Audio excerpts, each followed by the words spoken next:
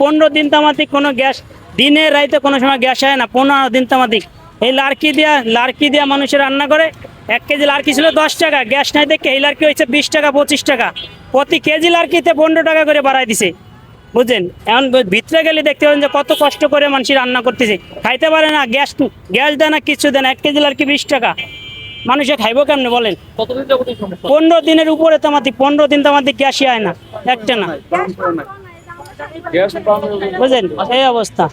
এটা আসলে কেন হচ্ছে আমরা তো বলতে না, আমরা তো ভাড়াইতে বাড়িওয়ালারা যাই, বাড়িওয়ালারা কিছু সে বলে না, কিছু বলে না। আমরা যদি যাইতাম এই জায়গায় আমরা তো জানতে পারতাম।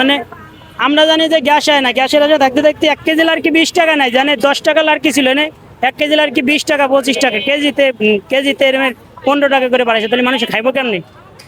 এই গ্যাসের সংকট কি এর আগে কখনো হয়েছে কিনা? এর আগে বলতে এরকম কখনো হয় নাই। এই যে 15 দিন তামাতিক, 15-20 দিন তামাতিক এই সমস্যা বেশি।